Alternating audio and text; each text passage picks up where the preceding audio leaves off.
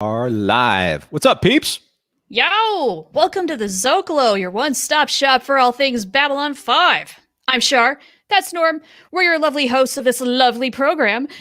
And we've got a good topic. One that I've Yeah, made many lists for. a great topic.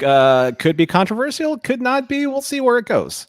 Yes, and you know what? The word despised might mean a great many things. So how you define that might lead to the direction of your lists. I see that BC has been in the chat. He was always here waiting for us.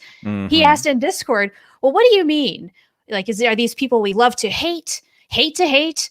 Where are you going with it? And I had to give him the perfect non-answer of it's whatever you want it to be. Exactly. You know, this is an interesting thing. So for all the people who are tuning in, if you see the bar down below, we're talking about Babylon 5's top most despised characters we love to hate a lot. Now, that can be a wide range of slicing that or splitting hairs in so many different ways, because it doesn't necessarily mean that the characters that we've chosen or that you've chosen or somewhere in between are on the good side or on the bad side. You know, Babylon 5 is a lot of shades of gray. That's right. Absolutely. It's also your list. It's subjective. You get to define it however you want. And I'll just put it out there. I had to make some rules for my own list just because I thought of several folks for this list, depending on what sort of list I wanted to make, had to make some parameters just to narrow it down and then rank. Is it because the choices, sometimes the choices are a little too obvious, or did you want to do it just because you want to challenge yourself? Interesting that you asked those questions because it's a little bit of both. To be honest. Yeah, there are a couple of obvious answers here that tend to make a lot of you know, they're more popular in terms of when you think about a despised character on Babylon 5, certain names do come to mind right away. Yeah. Right. No, totally. But I did want to challenge myself a little bit. And so I wanted to make a rule that I wouldn't go for the immediate obvious answers because we only get 5. So I wanted to go for deeper cuts. That was my methodology. So PC asks, wondering if Norm's new quarters are in red sector or gray sector. Could be brown sector. You know, you never know. Yeah. I'm kind of like I'm in between right now. So yeah, you are. You are. Yes. And Mountains of Elysium is here. Hello. And Earl is here. Welcome, guys. Thanks for joining us. Absolutely. Wonderful Sunday afternoon here in Southern California. Nice and breezy. Kind of nice to be outside if you want to go outside. But you know, if you could do that, please be careful. Please, you know, make sure that you're social distancing. Social distancing. What do you call them? Requirements, I guess, if you will, are vaccinated or not. Yeah. Yep. Our cases have gone way down in SoCal. We really want to keep it that way. Yeah, that would be nice. We're trending in a more positive direction for sure. Thank goodness. Yeah, I mean, I get it. There's kind of that light at the end of the tunnel feeling now that vaccinations are in progress, and that does feel good. I can't wait to get my vaccination. I'm unfortunately in the very last eligible group, so it'll be a little while, but I don't mind. I get to stay home. I'm lucky. I have that privilege. So I want as many other people to get it who need it more than I do. So I'm going to start off our conversation before we get to our toast with just kind of like set the tone, you know, for our discussion. Let's go. And something that just kind of like gives us a little bit more of an understanding of what we're going to talk about here. So Babylon 5 proved that between the darkness and the light, there were heroes, villains, and more so than any series at the time, a very robust rogues gallery of quote unquote morally ambiguous characters. And it's in those shades of gray where Babylon 5 fans discovered characters, perhaps even on both sides of the equation, that were truly despicable and villainous. But were they villains? Were they heroes? Or both? As the old adage goes, a villain is the hero of his or her own story.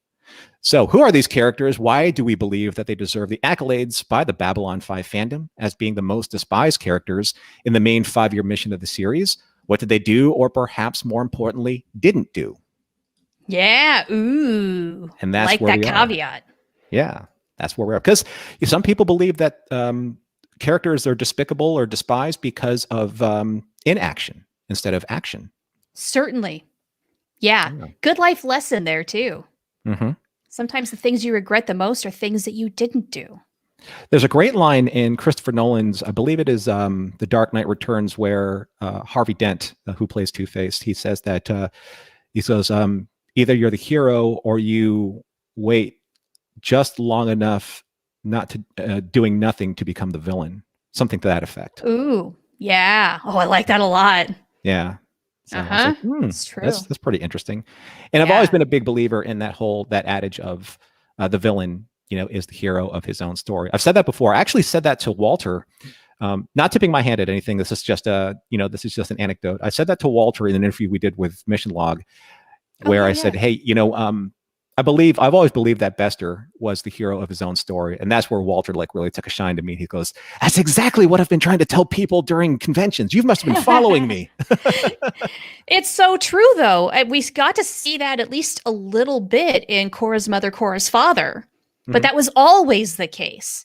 He is the hero in his story, in his version of it. Well, he's very much like, if you're a comic book fan out there, he's very much like Magneto.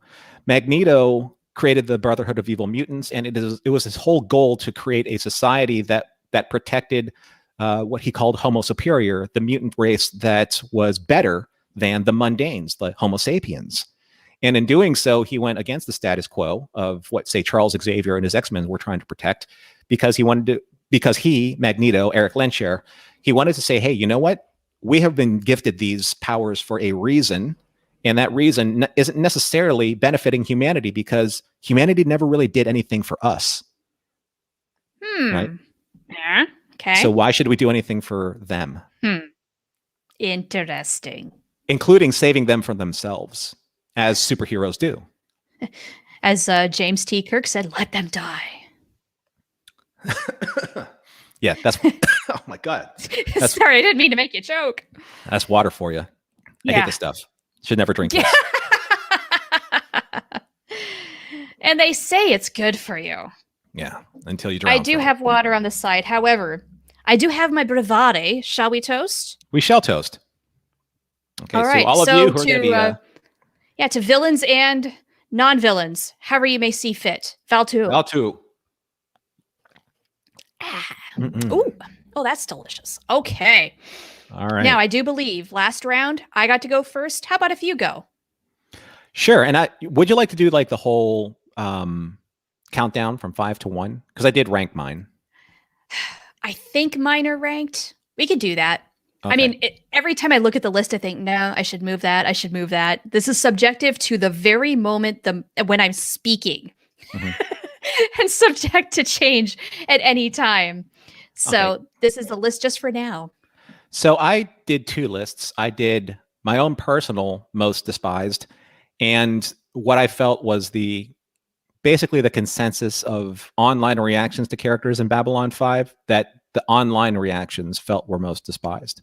Okay, I love it.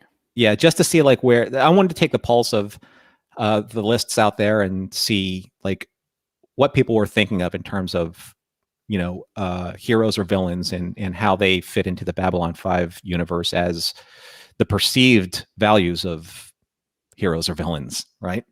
Love it. Which one would you like me to start off with first? Why don't you start off with your personal list and then follow that up with the popular choice? Okay. Welcome, Brian. Thank you for joining us. Hi there. I think you're going to go right into my number 5, because my number 5 personal most despised character is Al Bester. Well, I mean, you come up with a topic like this, his name is going to come up at some point. Yes? Right. Yes. And the reason why I put him at number 5 and not higher on the list is because pretty much of what Brian is saying here. Now, Brian says, I don't think Bester was outright evil, although he didn't seem to care who he had to step over to achieve his goal. And that's where I struggled with Bester as a character, because especially for my list, we just mentioned that a villain is the hero of his own story, and Bester believes what he is doing to protect his telepaths is the right thing to do. Right. So yes, he does step over people. He does break the rules, but whose rules are they? Because the rules that he's breaking are the rules of the Homo sapiens and not the Homo Superior or the mundanes instead of the telepaths. Right. So in his mind, the ends justify the means. He's doing what he has to. So because he might be doing something perceived as a bad thing. and he's operating under the mundane laws Right. set out by, say, the Earth Alliance or the laws that be, not the laws of the Psychor, which he believes supersede natural human laws. That's right. They are superior, and Exactly. therefore he's following those. He cares Yes. about those. But he has done some fairly unsavory things, things that can be classified as despicable or Machiavellian, things of that nature. So I Certainly. have to put him on the list, but not nearly as despicable as, say, my top four. Gotcha. Yeah. Yeah, I think the most despicable thing that he did in my mind was what he did to Garibaldi. Oh, by far. By far. Yeah. Yeah. Because that was a vendetta he had against Garibaldi. Yes. Like it was personal. It wasn't even so much Psychor, or it wasn't even humans versus mundanes. It was Garibaldi and I'ma getcha. Yeah. Which is why I let off our notes, the notes that we create for the show, with his quote: "Anatomically impossible, Mr. Garibaldi, but you're welcome to try anytime, anywhere." I love that quote. One of the best lines and best performed lines of any character in the history of Babylon 5, because he So was just good. dripping with such disdain for Garibaldi at the beginning, and vice versa. Yeah, from the get-go. From the Yeah. get-go. So good. Okay, so what's the fifth popular choice? The fifth popular choice, should I do my honorable mention first? Nah, save honorable Now mentions save for our last. for later? Okay. Yeah. So, here's the interesting thing. And I really dug deep as to trying to find why this choice was there for the online group. But in terms of despised characters, the online popular choice was Captain Lockley. Oh, really? Okay, I'm Really? not totally surprised to see her on this list Okay. because there is some question about her loyalties in terms of her role in the Earth Civil War. She might have been on the other side. It's not clear on purpose. And a lot of people really just didn't like her because they saw her as a replacement for Ivanova, Mm-hmm. and an inadequate one at that, which is There not were, fair in my opinion, but some people, folks do have that opinion. yeah, when I dug deeper into this choice, most of the consensus from the online peanut gallery was that, one, they just didn't really buy Lockley's character. They felt that she was, again, a poor substitute for Ivanova, a last minute choice to put somebody in there. And she was just too strict, too stringent, too by the book. And she just kind of rubbed people the wrong way a lot. So Yeah. not necessarily a villain, and No. not necessarily someone who is despicable by any means, but despised from the standpoint of a malformed, an underdeveloped character that people did not care for. Yes. So that one little part I can't agree with. She was underdeveloped. When you bring a character on in the very last season of a show, you really gotta give us a lot with very little time, because this person's brand new. We know these other characters. We didn't get enough of Lockley in what time that we did have with her. I mean, really, starting off, I think the first 10 episodes, she's maybe only in a slight handful. Yeah. She's not even on screen. Right. So I can completely understand why people do not like her. I don't fully agree with that, because the more that we do, like the more that I have watched the show, the more I realize that it's not her fault. Yeah, I know. Yeah, but we needed more moments like in Day of the Dead. And when she confronts Garibaldi about his alcoholism, we needed her backstory, because what we did get was really good, but it was very late. Yeah, and we were getting a lot more of Lockley, better episodes with her in it, and more development for her in Crusade. Yeah, she's great in Crusade. Mm-hmm. I was actually thrilled to see her in Crusade first time I watched that. One, it's a familiar character, but then this is also more opportunities for growth for this character. Yeah, for sure. Yeah. Mm-hmm. Yeah. Okay. So my list, my number 5, I had to make a rule for myself, just because as I was going through and trying to determine how in the world do I even want to do this list, I realized that there's a couple of really obvious choices that probably make everybody's list, or at least consideration. One is Bester, the other is Mr. Morden, right? Mm-hmm. So I thought, you know what? That's roughly half the list right there. I want to go for the deeper cuts. So I don't want to go for the most obvious choices. Maybe I'll throw in a little bit of my feelings into the list. Maybe that'll influence my ranking, but I want to go for deeper cuts. So I didn't go a lot of times with regular characters or even semi-regulars like Bester or Morden. My one exception is a semi-regular, and that is number 5, and that's Byron. Yeah. Yeah. Personally, I never really dug on Byron. Now, trying to be objective about it, he is a guy who's just trying to find a home so he can peacefully live out his life without the interference from the Psi Corps or really anybody else. Where it goes wrong for me is when he finds out from Leda why telepaths were created, he suddenly he loses his shit. Yeah. Sorry, if we need to put a rating on. And it becomes more of we're going to pay our way. We're here peacefully. We want to just be on our way as soon as we can. No, it's like we are entitled now. And things escalate to the point where it's like a David Koresh cult leader type of situation. And he's not good as a cult leader. Now, did you dislike Byron in any way because of, say, Robin Atkins Downs as cast as Byron? Did he have anything with your decision? Not necessarily, although, of course, at the time, he did remind me a lot of Fabio. And whenever I saw Fabio in the I Can't Believe It's Not Butter commercials, I immediately thought of Byron. I despise Byron because he had incredibly gorgeous hair that I didn't, so. It is gorgeous hair. I mean, you can't hate on that except unless you're envious. That's me. Yeah. That's okay. That's probably a lot of guys. Not everybody can pull that off. He has that gift. The funny thing about Byron, the way they kind of costumed him, is that he's so 90s. Like, he had the crystal, he had the long hair, you know, he was so emo 90s. Yeah, he was so emo 90s. It was crazy. A little bit, but yeah, we definitely got the cult vibes. And beyond the idea of wanting to find a homeworld to settle, he didn't have that much of a plan. So when things went wrong, he was not even that great of a leader. So those are the reasons why I despise him. Fair enough. And your mileage might vary. I get it. I totally get it. Yeah. I think those are great reasons. Thank you. All right. How about number 4? Number 4. Now, this is going to set the tone for the rest of my personal list because number 4 was tough. But the reasoning that I have for 3 to 1 makes this choice a little bit more palatable to me. And number 4 is President Clark. All right. I was hoping President Clark would show up somewhere down the line here. Well, President Clark, I mean, he is kind of like the shadowy figure that technically pulled all the strings. You know, he had a raft of decisions that were all in the interest of Clark. And he did deals with the Psi Corps. He did deals with the Shadows in a way with Mr. Morden. He created the Home Guard. He created the Night Watch. I mean, he created pretty much all of the Nazi-esque components that we saw really in President Trump. You know, and it's and you're maybe looking at it upscaled a little bit. He was trying to turn basically Earth Alliance into like an imperialist force, you know, and through xenophobia and through, you know, careful and strategic marketing, using the Psi Corps in a way as kind of his Gestapo.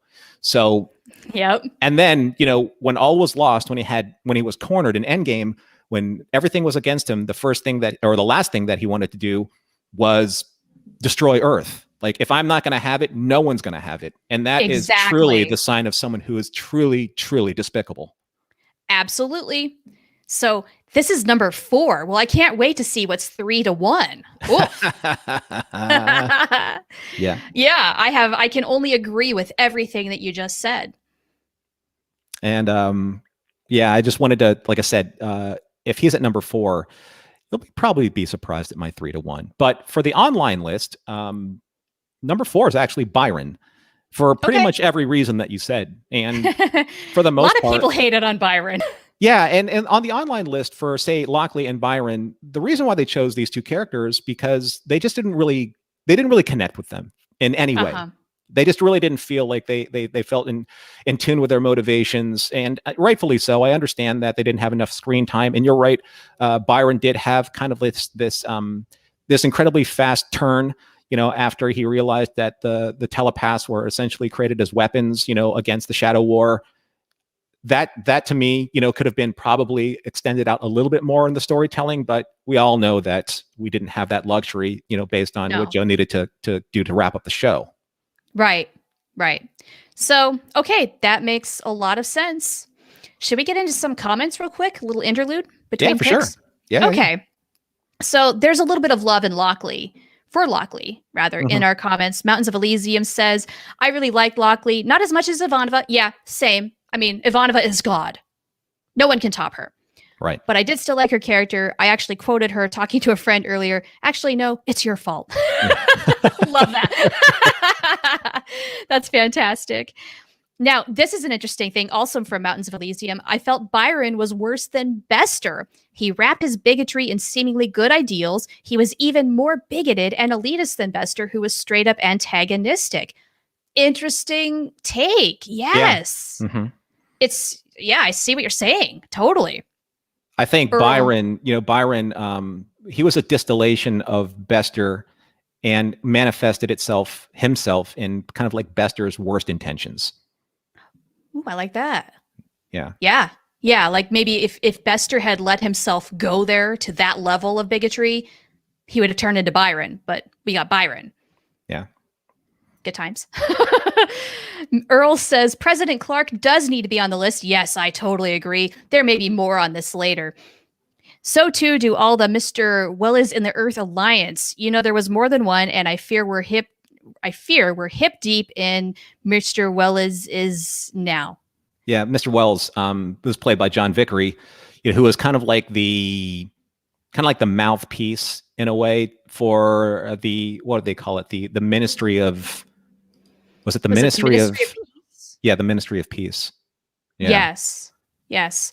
I want to throw out an honorable mention right now, just while it's on my mind. I didn't put it on my list, but it needs to be there. The guy who was kind of heading up Night Watch, talking with Zach all the time. Oh, I don't remember his name right now. Well, I mean, the actor, that's Vaughn Armstrong. Yeah. I know it's Vaughn Armstrong, but what is the character's freaking name? I know that our listeners can help. Yeah, I know what you're talking about. Yeah, for sure. Yeah, he occurred to me, and I didn't put him on my list because I meant to look him up. Didn't happen. And here we are. It's actually been a pretty busy day. We're doing a little bit of home improvement projects in the house. Yes, we might have gotten our stimulus. Yay! We did. We got our Biden bucks, baby. Good for you. So on your number 4. My number 4, okay, is just a person that I straight up despise. Like, I really don't see anything that good in him. And that is Kosh 2. Oh, okay. Kosh, Darth Kosh. Yeah. Darth Kosh. Yeah. I mean, we grew somewhat closer with Kosh 1, where we actually cared about him. And when he died, it was very sad. This other guy comes in and he's just wicked. He is mean. He is ruthless. He hurts Lita. There's nothing to like about this guy. He deserves to die. Kosh, they credit him as Kosh Ulkesh. The other one is Kosh Naranek. Yes. Yeah. But I call him Kosh 2 because he is number 2. He's poo. The interesting thing about seeing that version of a Vorlon, though, is that we saw Kosh, and Kosh was always, in a way, maybe just like every other ambassador there, like an ambassador who didn't want to be there and had to serve his people. But when we saw Ulkesh, I've always believed that those are the Vorlons. That was a true Vorlon. Sure. I've seen that too, where Kosh Naranek was a little more invested in the well-being of the humans and the lesser races, or the newer races, I suppose, the younger races. But this version, this Vorlon is more Vorlon majority. I think so. I think that was like the true nature of the Vorlon. Like, they really didn't care about kind of like the ongoings of the lesser races. They just wanted you to toe the line of order. Yeah. Just listen and behave. Yeah. Mm-hmm. Yeah. But he was so mean about it, and just I never have liked him. I never will like him. There's nothing to like. No, he is pretty much straight up evil. So I despise him. That's a good deep cut, though. Glad you like it. I have a pretty good deep cut for my number 3 personal list. I think you'll enjoy by all this means. Dish. Okay, so remember, President Clark was number 4. Number 3 on my list was Lindesty. Lindesty! Yes! Lindesty from Sick Transit Fear, I believe. Love it. Okay. Lindesty, essentially for me, she was the daughter of Nazism in Babylon 5. She inherited all of the straight up hate and racism, not of her own belief system, but of the belief system of her fathers and the belief system of her culture. Yep. And Just she believed it. She was pre-programmed to think and behave a certain way without any consideration of her own choices, of which she had none. So I think that Lindesty, when she offered up, Narn, a Narn to Veer as kind of like his pseudo engagement present, she says, do whatever you want with him as you please. They're just animals. They're nothing, Right. And she did it with feel such, she did it with such glee, and such, such a natural, just, a natural kind of like benignness to it. Just like they're just Narn, she didn't see them as beings, as sentient beings. She just saw them as animals. 100%.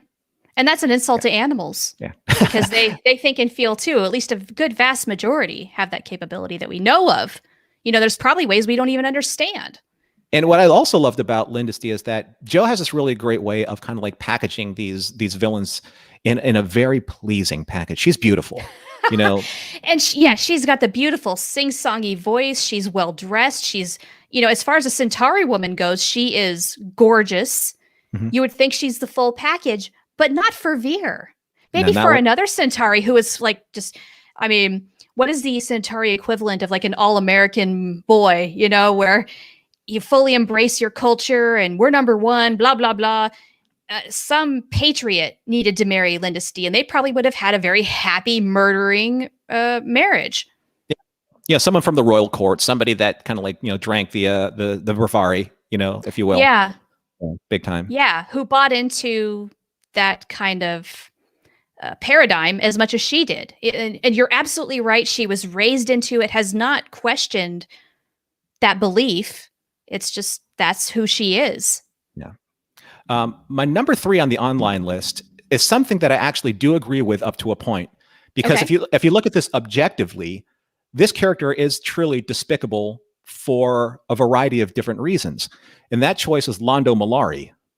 Ooh, you know what? I considered Londo. I did, and ultimately, I'll just spoil it now. I omitted him from the list because of certain reasons.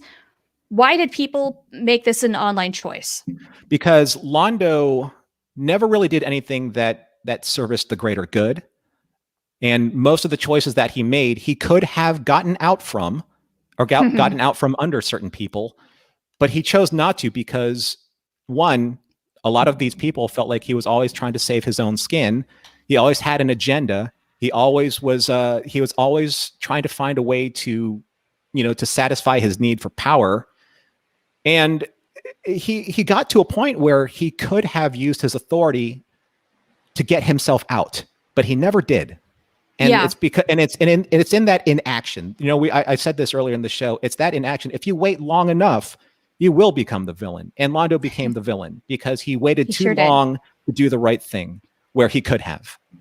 Yeah, I can't completely disagree with that.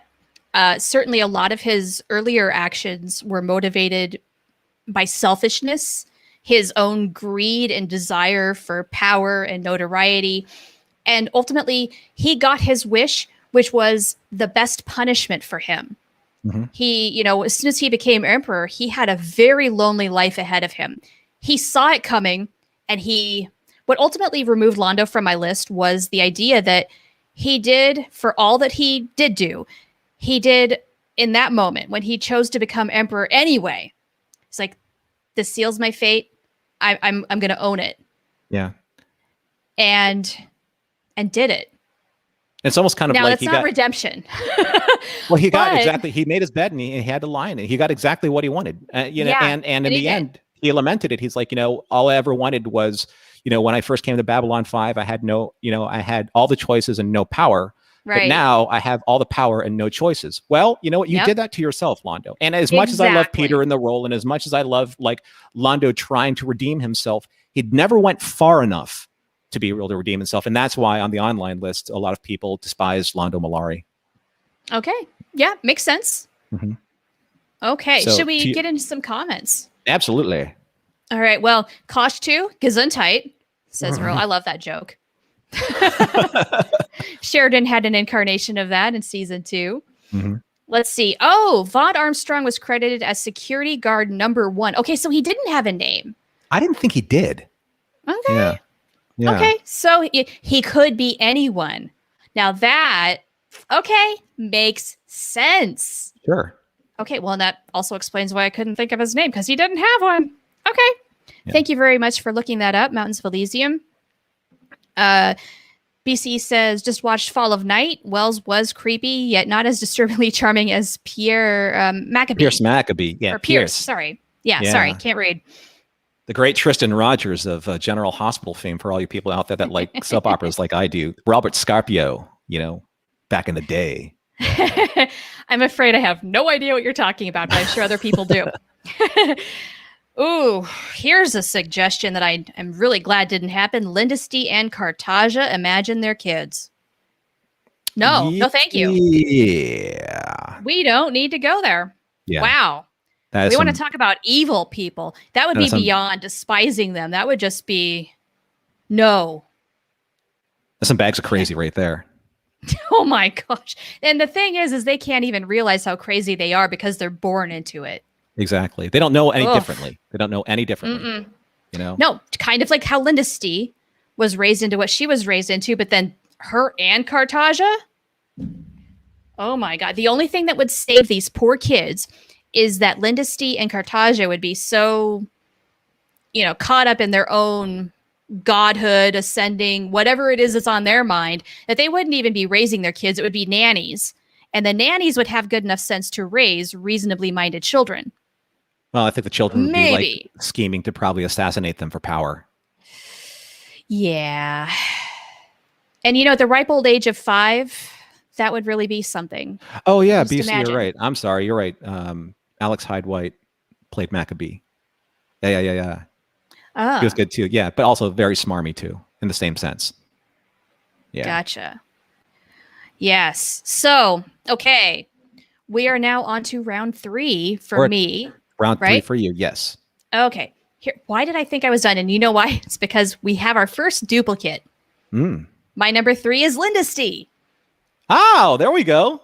Yep. All the reasons stated above. I mean, she's this very pretty package with a sing-songy voice, just doing evil, horrible things, and fully believes in what she is saying, which makes it all the more frightening. Yeah, and you know what? With Lindesty, if in fact she and Veer were married, what would she have done to Veer? Boy, I think Veer had enough strength of will to not become her, to not be swayed by her. Hopefully, yeah. But the thing is, in the political court of the Centauri, Veer would have to maneuver a completely different way. And does he have the savvy to do that the way that, say, Londo had the savvy to do it? Because Londo always made a bad choice to try and maneuver himself into a better choice, which ended up being a worse choice. So that's what maybe would have happened to Veer?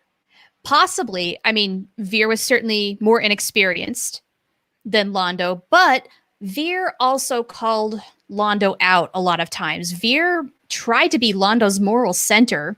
True. Would that have been enough to get him through? I don't know. Because he would have to go back to the court. And that's the thing. Yes. The further away that Veer was from the court, the better.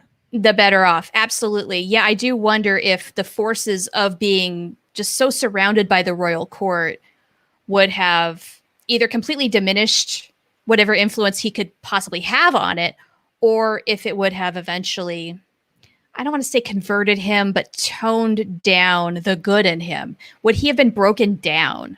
Would he be a really jaded man? He would have been compromised the way that Londo was compromised. Wow, that would have been really sad. Yeah. But that's why that didn't happen. That's why we love, like Veer being able to kind of distance himself from that. And he knew it. He knew it with Lindesty. Yeah, that's why he's my favorite of kind of, I guess, like the second tier of characters, of our main characters. Okay, so here we are. We're going to the big rounds now. The Mm. big rounds. Well, first of all, Okay. I want to get to Mountains of Elysium says, though Rifa's daughter was a kind, caring person, she was the nanny of the two kids in the beginning. She was the daughter of a monster. Now, yes, that's true. That's This true. is That true. we knew that she was a nanny for those two kids, but we don't know, aside from being a nanny, who she was. Right. So what is Right. she teaching these kids? Right. So I don't necessarily disagree with you, Mountains of Elysium, but going back to Lindesty, we didn't really know what Lindesty was until she made her intentions known. And that's where Right. everything just turned on that character and just made our head spin. And you're like, wow. Absolutely. Yeah, we don't have enough information. She could have been a very decent person. I mean, the kids seemed fairly well mannered, but teaching kids manners is different than teaching morality. Yeah. And Centauri morality might be a little different than our morality. Yeah, and they were affected by obviously the destruction of Centauri Prime around them. They were in the presence of the Emperor.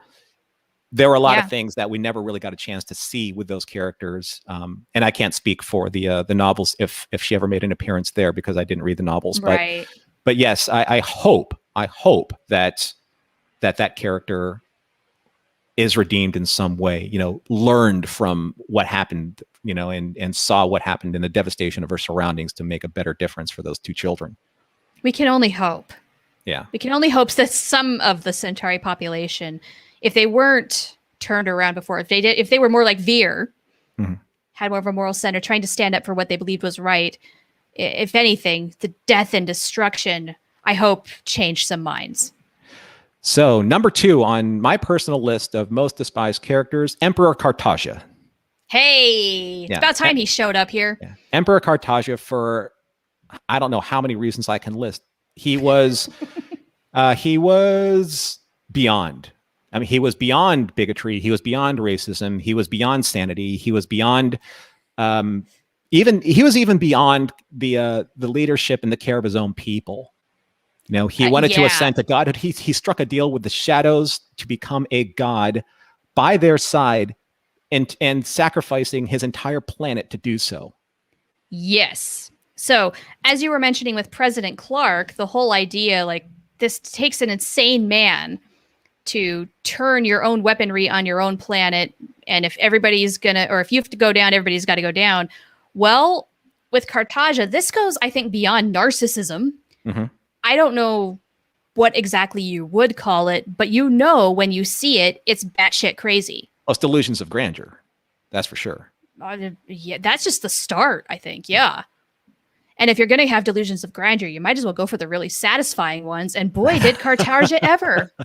Well, considering that you or I were neither in the vicinity, I have to assume that they are real gods.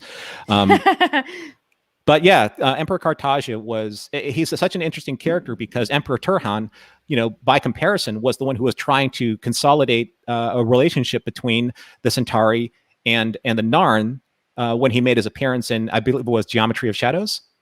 Yes, that sounds right.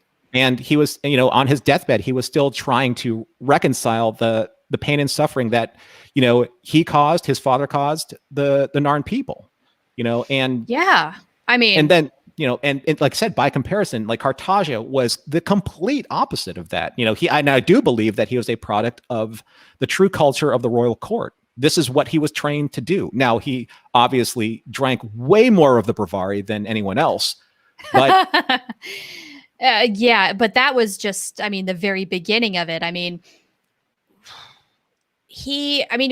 do you even start? He had to have been born a psychopath, but then was also raised to believe that, he deserved to be a god and that this was his right. Mm-hmm. I think his whole life believed that this moment would come. He would be emperor. And then when it did happen, this was just all that was meant to be. The universe was finally going his way. Mm-hmm. Mm-hmm. Ugh. Mountains of Elysium says that Ulkesh was a pretty despicable character, worse than Cartagia, in my opinion. His evil was malice. Cartagia was just bat crap insane. I mean, it's like a person who's just done so many drugs, they don't even know what is reality anymore. Mm-hmm. And then you mix that with evil, and then I think you have Cartagia. Earl brings up a pretty interesting choice here. He says, wondering how much trouble I would get in here for putting Lanier on my list. Funny that you should say that, because Lanier has been on the online lists. Yeah, there's a certain amount of, I guess, audience malcontent for the way things landed for Lanier. And I can't completely disagree with it. Yeah. I mean, he was higher up on the lists, on the online list, but he was definitely there in the discussions. Obviously, for the choice that he made at the end in, was it an Objects at Rest, trying to assassinate Sheridan, for his own, personal selfish motivations, get him out of the picture, and hopefully he'll get Delenn. I mean, that's, he was truly misguided. I mean, let's talk about delusions with Lanier, where he is so blinded by his love for Delenn that he really does believe that some things will somehow give him what he wants. I mean, and I hate to use this word. I'm probably going to get some hate for using this word, but he's sort of, I mean, he's like an incel, where he feels entitled to her love, where if he just does enough of the right things, he will earn it. That's not how love works. Right. Exactly. He will never get her love. Not in that way. Not in the way that he thinks. And he did cop to that, where, during, what was it, Ceremonies of Light and Dark, where, he said that he confessed to Marcus that I love her, but not in the kind of love that you think, as a pure love, a more, pristine love. It's pure love. Yeah. Do you suppose that's Lanier's kind of delusion, saying it's even better than sex? It's beyond that. Yeah, it's something that, I mean, it is, since the Minbari are very driven by their faith and their spirituality, he does believe that their souls were meant to be together. And it transcends this physical form. And what's really sad is that's just the beginning of this delusion that ultimately is his undoing. Well, like I said, if you're going to have delusions of grandeur, you might as well go for the real satisfying ones. Satisfying ones. Yeah, satisfying. I love. Yeah, and granted, I'm sure. Yeah, Delenn, very satisfying. However, cannot have. I mean, I think by fact can acknowledge that she was fated for Sheridan. He saw that happening. He knew it was going to happen, and yet in his heart, like his brain and his heart could not communicate and merge these things together. He still somehow thought that maybe, just maybe, somehow he had a chance. Well, especially if he got rid of Sheridan, right? Well, and that's why he did what he did, right? Right. But the thing is, they betrayed everything that he stood for, not just being, in the religious caste, not being sworn, to the Entel Za, and as a ranger. And betraying, his code of the Rangers, but just betraying Delenn's trust as well. 100%. Yeah. I mean, he ruined it all with that one action, which is why he ran away. And then we never saw him again. Yeah. I would love to see that story resolved. Honorable mention from Mountains of Elysium, the entire board of Edgar's Industries. They were really vile people, as are most capitalist boards of industry. Yeah. They don't have good interests in mind. Yeah, I mean, Earl kind of follows that up with Edgar's himself wasn't exactly a big cuddly teddy bear. That guy was a real piece of work. Yeah, a true industrious capitalist who was trying to do basically who was kind of like the anti-Bester, with trying to protect humanity by the virus. By subjecting, telepath or humans and telepaths to these horrible medical experiments. Right. I almost consider him kind of like an Elon Musk sort of type, where he has so much money that he can do anything he wants. And he believes that he's doing it in the best, in the best service of humanity. Right. And I mean, that's completely up for debate, but that's what he believes. Yeah. So you have that money. He's just a megalomaniac with a lot of cash. Yeah. For the record, I thought about Edgar's for my list. So did I, for that reason. And yet he hasn't made an appearance yet. So we're getting to our number ones. Wait, have I done number two? I have not done number two. I haven't done the online list number two, but we already covered him. That was Bester. Oh, okay. Fair enough. We all know yet. about Bester. Yeah. We can leave that be. Well, my number two is somebody who has not been mentioned yet, and you're going to love this. It's Julie Masante. I knew you were going to bring up Julie Masante sometime. Come on, man. I had to. You all know I had to. Yeah. If you've ever watched this show, you knew I had to. Yeah, I hate her. I hate her. Mm-hmm. There's so many words. There's so many names that I could call her that would give us that above 18 rating. I will try to refrain. But she drank that proverbial Kool-Aid, right? Where she, for whatever reason, is just the best cheerleader of President Clark's ideals and regime and is sent to convert Sheridan. He's either going to get in line or not. And if there was any chance of Sheridan possibly falling in line, this was it. And thank goodness, no. But she's willing to do anything. What was Trump's last press secretary? Was her name Kelly McEnany? Oh golly! But that was Julie Masante, essentially. Just completely towing the party line. She knows she's spouting a bunch of BS, but she doesn't care. Right, she just doesn't care. But the thing is that what she did, like in the middle of the episode, where she just slips into something way more comfortable in order to get Sheridan on her side. And when Ivanova jumps in there and she's like, yeah, you're about to go where everyone's gone before. That was like the best. Yeah. Yeah. But I mean, it kind of it says a lot about who she is, right? Oh, she was the political slut of the President Clark regime. Yeah. Yeah. Now, whatever her reasons were, trying to get in even further, as far as maybe getting her own power and prestige, what have you, she's willing to do anything, and that makes her dangerous and despicable.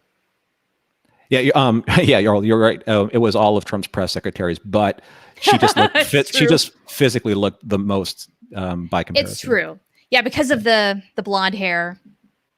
The Barbie doll. I mean, Sarah Huckabee Sanders was not any better in her day. Yeah, and what's his face? The first guy.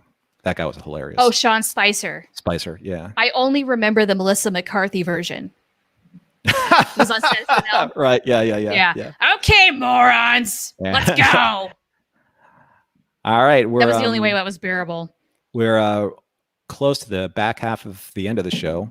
We're getting close. And we're getting to our number ones. So my number one, probably no surprise to you, Shar. But yes. My number one, my personal list of most despised characters in Babylon 5 is Lord Antonio Rifa. Okay. Yeah. I was wondering if and when Rifa was going to hit this list. He's an honorable mention on mine. So let's dish on Rifa. So the reason why I think Rifa is the most despicable is because every single thing that Rifa did was calculating to the measure. Every single decision that he made was because he wanted to usurp power from Londo Mollari and use it as a shield for his own machinations. He used Londo. His own rise. Right. He used Londo and maneuvered Londo so that he could do what he believed was necessary to essentially wipe out the entire Narn race. He used mass drivers, which were outlawed even by the Centauri, to bomb Narn. Yeah. Talk about somebody who's willing to do anything for his own personal gain. This is the Centauri personification of it, or at least one of them. The one reason why he didn't hit my list was because of the way he died. It was just so satisfying that I thought, you know what? He got everything he deserved. And other folks hit the rankings above him for that. It's just, for me, say, okay, like Bester had his own personal reasons, not necessarily villainous in a way. President Clark, he is a product of politics in a sense. Sure. Lindesty, we all know batshit crazy, and I'll put the 18 plus after this. Cartagia, also like a different type of insane. Like he wasn't off the charts insane. Yeah, but Rifa was not insane. Rifa was very calculating. That's a good keyword. That is what Rifa was. He was calculating. Right. Which that is a good reason to despise him. Yeah, because he was in full command of all of his faculties, at every given moment of every single time that we saw him. We knew exactly what he was doing. We knew that everyone was pretty much powerless to stop him as long as he had Londo in his back pocket, until Londo finally put 2 and 2 together and said, you know what? If someone's going to get, if someone's going to go down for the power that I wield, it's going to be me and no one else. Right. Right. So yes, it's just the mass drivers thing. I mean, he planned a genocide. Yeah. For an entire race of people. Again. Yeah. Not cool. No. Don't like that. Mm-mm. No. And yet he thought he was doing it for the good of the Centauri Republic, but also very much himself. For very much himself. He was basically the best version, the most, the most, the epitome of what Londo wanted to be. Ooh. Right? Yes. Londo kind of stumbled into power thanks to Mr. Morgan. He did. Sure. Right? Yeah, absolutely. Yes. And Earl, you're right. Earl says, worse yet, Reatha basically put Cartagia on the throne and thought he could control the situation. It's like, dude, have you even met your new boss? Yeah, there's no controlling that. No. No. But that's what Reatha was trying to do. He was trying to basically consolidate power, but use people so that he himself would not be implicated in that, in that master plan. Right? Yeah, he wanted no responsibility, but he still wanted to get what he wanted. Sorry, and bro. He was arrogant as F. Oh, totally. All the time, right? Totally. Oh my God. Which is why it was so freaking satisfying to see him get just beaten to death by a bunch of Nards. Yeah. But even at the end, though, he was still defiant. Just the way he looked, the way he stood. He was just like, who are you to touch me? How dare you? Right? And then, too bad, bud. And then he got touched. Okay, so number 1 on the online list, and this really isn't a surprise to anyone, just in terms of the general population of people that are Babylon 5 fans, but not necessarily deep cut, is President Clark. Okay. Yeah. Yeah. I mean, you can't argue that. He's evil. He's taking advantage of an isolationist movement that's already kind of gotten some steam on Earth, because people are thinking, well, hey, should we get things under control here on Earth before we try and help fix other worlds? He takes advantage of that, but then turns out he's also a little batshit crazy, but, locks everybody into an authoritarian, out of control regime. And, well, we know the story. Yeah, I mean, he's pretty much kind of like the stereotypical dictator of old. He has very Hitler-esque tendencies, Mussolini, Stalin, dictators of that nature. So it's no surprise that people would look at his character. And again, the online lists are at least from what I read, they're a little bit more kind of like broad-based, a little bit more surface, on the surface, and not necessarily digging in deep like we're doing with our personal lists. So I can see like why people would be like, oh yeah, of course, he's just the standard dictator who just went off the rails. Yeah, 100%. Yeah. Yeah.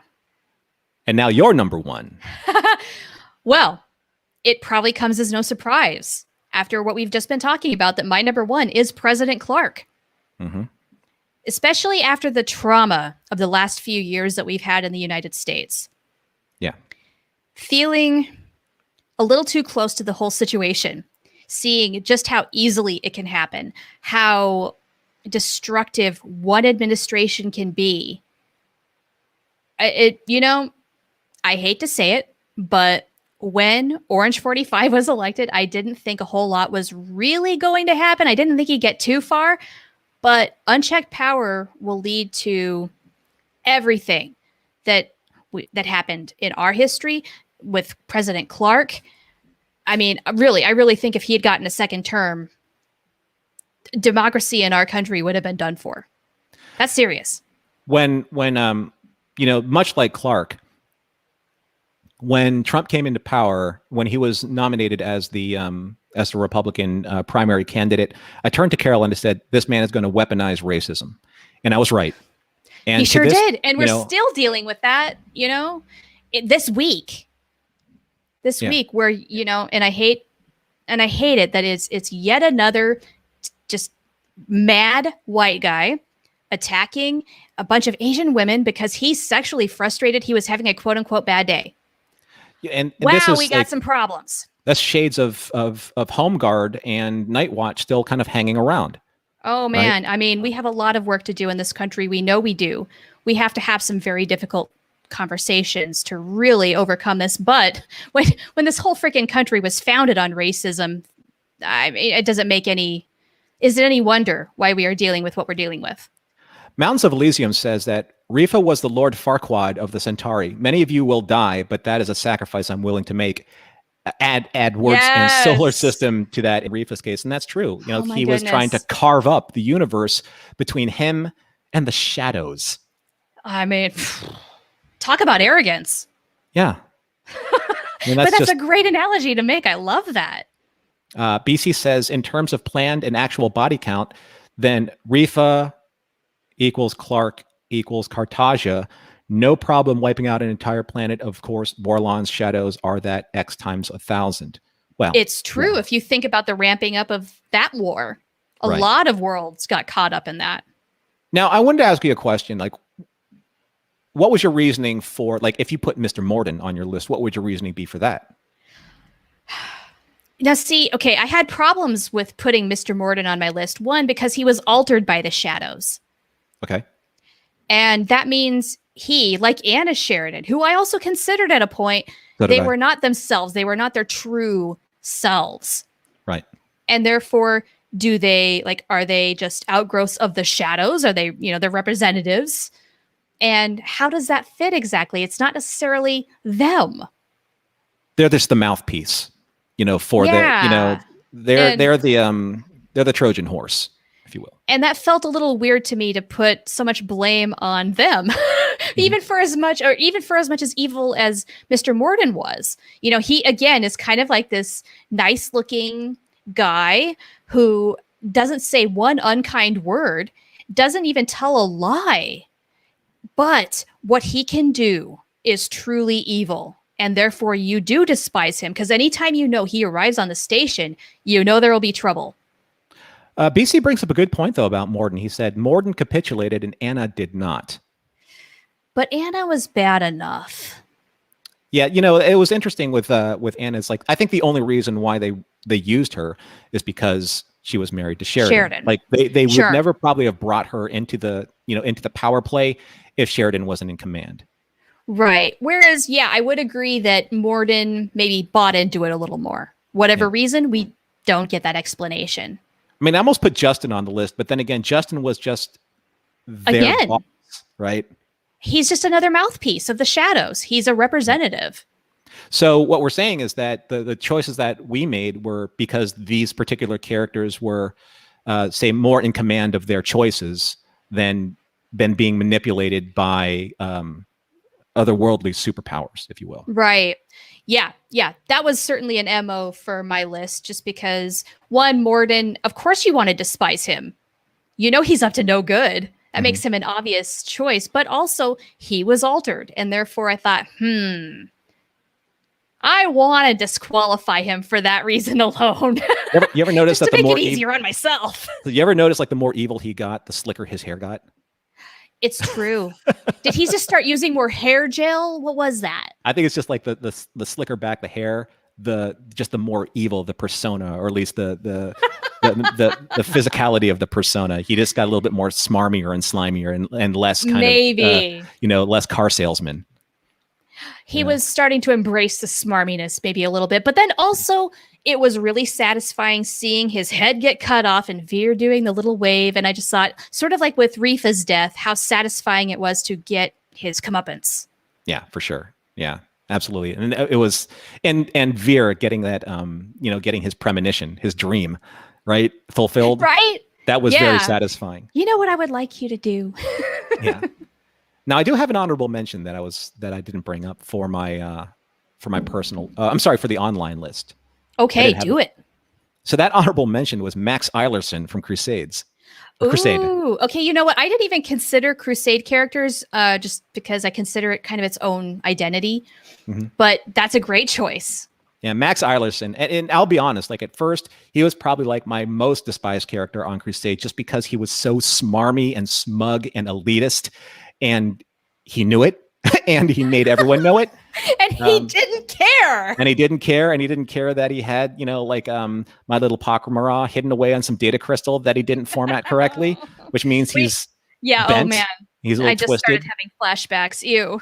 Yeah. So, but at the same time, though, the more I watched Crusade, Eilerson, I thought, was an interesting character because, and I know, Earl, you're a big fan of this. And, I am too. He's kind of like, in a way, like Cara Avon from Blake 7. He's very, they have very much the same person. They're self-serving and they want to protect their own interests. And first and foremost, whatever choice that they make, it's under the auspices of protecting and saving their own skin in the end. Right. That's their top priority. Now, the one thing that saves Eilerson is perhaps if Crusade had more seasons, there's room for redemption for him. Yes. We could have seen a story arc happen where maybe we would think differently of him. However, that did not happen. So that's a great choice. But there was that episode in Crusade where he saved his ex-wife or former lover. Oh, that's right. Yeah. From slavery or something like that. I don't remember exactly, but he used his instinct and guile to save her. He's not all bad, but he is very selfish and self-motivated. Yeah. But that just makes him a douchebag and not necessarily despicable. Our top 5 douchebags of Babylon 5. The next list. Oh my gosh, the list could be endless, guys. I love making lists. I love just coming up with the candidates, agonizing over the choices. It's a lot of fun. It's good structure. It's fun. And Mountains of Lithium says the real Morden in Day of the Dead, season 5, seemed more of a good character than he did when he was under full shadow control. That's an interesting observation. You might be right. Still a secondhand politician, but a better person. Yeah. Yeah. Yeah. Oh, which version of Morden showed up? I never thought about that. Yeah. Yeah, he was still even though he was dead, he was still smug as hell. Right? Totally smug as hell. Like that might have just been his personality to begin with. But then, yeah. Here's an interesting thought from BC. Perhaps Eilerson was a high-functioning sociopath like Sherlock. Oh, that could be. Yeah, I sure. could see that. Yeah. In which case, then he is kind of irredeemable because sociopaths, unfortunately, don't really learn from their actions. Well, how can they learn when they're geniuses? They already know everything. They already know everything, and they let everyone know that they know everything. That's the problem with those types of sociopaths. Kill me now. Yeah. If you ever dealt with this kind of a personality, you know what a complete just brick against the wall it is. Yeah. So here we are at the end of the show. Great show, by the way. Fantastic. I have one honorable mention I think we need to put in here, and then we can close up. Yes. Sure. One person, Boggs. Oh, from... Was that Ceremonies of Light and Dark? Yes. The guy who fought in the Earth Minbari War, kidnapped Stelen. That dude just doesn't really have any redeemable qualities. He rightfully gets beaten up. Mm-hmm. And that's really about all I have to say about the guy. He sucks.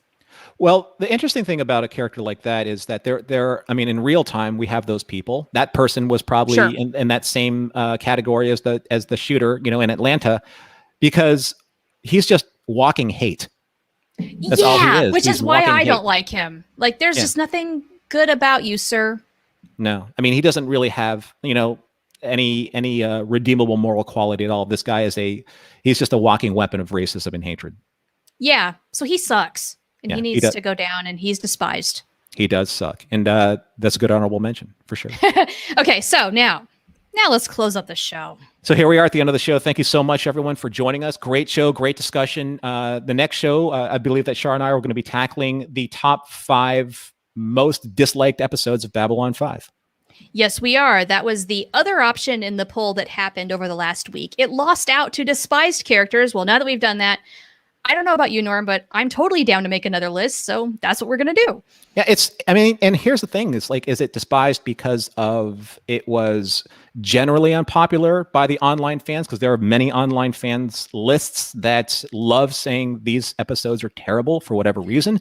Do we agree with them or do we not? Internet culture being what it is it any surprise? But that Shar and I will do our due diligence and look at these episodes, what we believe are the most disliked for these specific reasons. Yes. And so it goes without saying, we're probably going to go in with the popular list and then our own choices, each of us. Absolutely. And it's going to be a lot of fun. It's going to be a hard list to make because I don't really dislike any episodes of Babylon 5, but I can see that there are episodes that don't really serve the entire purpose of either character development or story development. Yes, it's going to be a difficult list. It's going to be probably a list like with this one where I changed my choices, my ranks a lot, and it's going to come up to the very last minute. Mm-hmm. I mean, there's a lot of things to consider here. It's all about how you want to define your list. And then from there, just, well, do you actually despise it or not? Like you said, with Babylon 5, even a quote unquote bad episode is a lot better than your average, run of the mill TV, whatever, anything, right. Any program. So yeah, we have, Mountains of Losing says that I did a best of one-off characters review for Babylon 5 and I forgot Timov. We did some of our favorite secondary characters, I believe. Did we? Earlier. A long time ago, I think of, and Timov is a great choice. I love her. Yeah. I really wish she had, maybe here's another list idea, characters we wish that had come back. We did that one too. Did we already? Okay. Yeah. But we can always revise it. We've done these so many times, I forget what we've done. Yes. So BC says, do the Discord thing. Link. Let's do the thing. And there is an entire season that Shar and I did when we first started doing this show that was only on Facebook. We have topics there that we really, really enjoy talking about. So we'll take a look at some of those older content shows and bring them back to YouTube because now we have a far more robust community. We have so much more interaction. And I think that now, since HBO Max is getting a larger audience and a newer audience to Babylon 5, there will be more people that'll probably be interested in those discussions as well. 100%. We have a really good core group, and that we're on the Discord. The link is up now. That will last for 7 days until the next show, and then we'll give you a new one. If it expires in the meantime and you really want one right away, you can hit us up on Twitter. My handle is Old Profanity. Norm, yours is Lounge Lizard. You can see it on the screen. But we have great discussions there. There's a lot of other like-minded Babylon fans. We go deep. We have fun. We post memes. We kind of do a little bit of everything. So if you like what you've seen here, and if you like the content that we're providing, make sure that you hit the like, share, and subscribe buttons. And if you do the subscribe button, it will notify you when the show is going to start, since we do this show live. But if you like also what you've been seeing, please share it out in the communities so that we can get more people involved here in the chat and just keep building this community. Yeah, we really appreciate it. We do see the numbers going up and up. It's awesome. We thank you so much. All right. So until next time, make sure that you get your lists ready, and we will have that social post out there in the next couple days. But until then, be seeing you. Bye, everybody.